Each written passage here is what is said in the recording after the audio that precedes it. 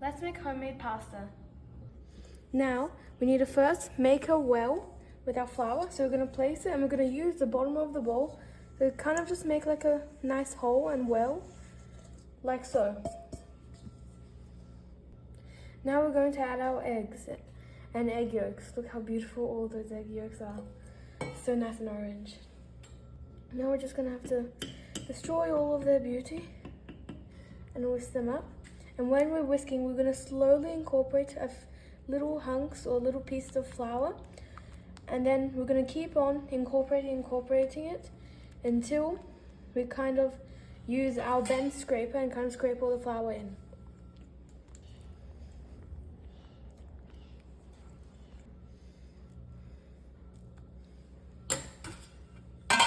Now we're going to use the bench scraper and kind of just add in the flour.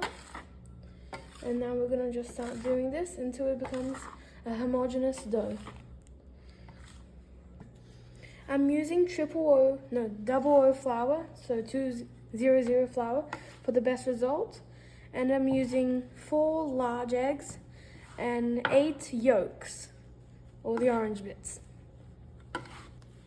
Now, after it's like a big lump of dough, I'm just going to try and use the bench scraper to scrape off all of the flour. Just going to add it on top of the dough. And now we're just going to need to knead it. And you knead like this. You get your palm and you push it down. Then, with your 4 fingers, you bring it back up. You press it down and you continue. And then when it gets too long, you flip it over and you just continue kneading till it's a nice smooth dough. Now this is the final product. It should be, when you press it back, it should bounce back a little bit. And when you wrap it, it's okay if you do 2 or 3 layers because you cannot let any of the cold air in the fridge get it, otherwise it'll dry out too much. My dough, when I was kneading it, it was getting super sticky, so I just added a little pinch of flour.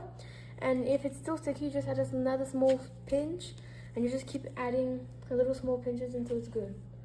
And now I'm going to leave it in the fridge for 30 minutes, and then we're going to roll it out and make our nice beautiful pasta leaves.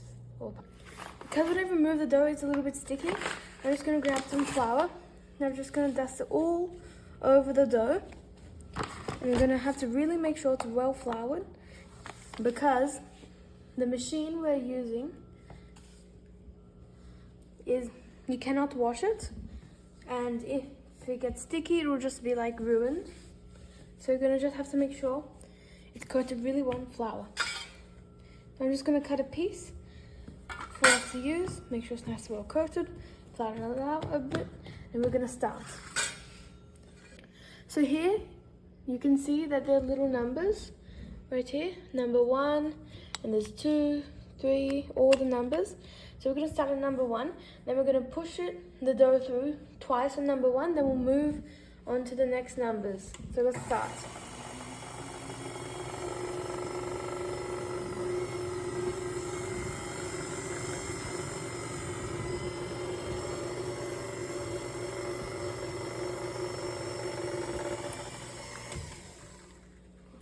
I actually left the dough in for 1 hour because it was not cold to the touch, and the machine I'm using is a KitchenAid 3-piece pasta roller and set.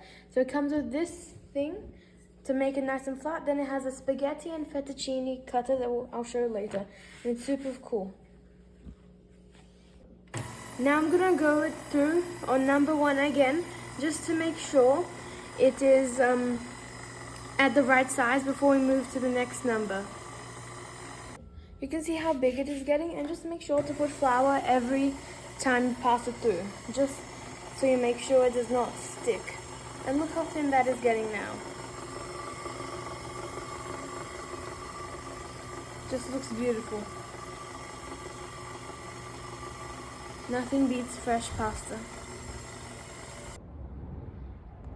So before I'm going to do the final one, I'm going to number 7, but if you prefer thicker pasta, feel free to go to number 5, I think, number 6. But now I'm just going to start. I'm going to put on the lowest setting. So while I'll go through, I can just dust some flour onto it.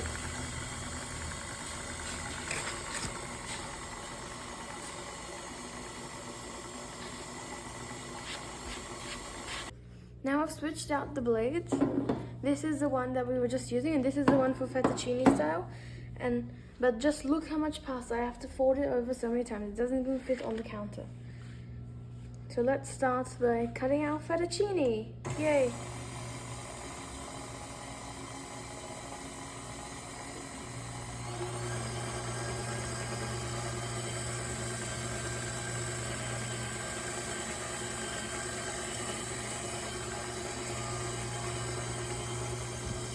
Kind of need to hold it up so it is easier to cut.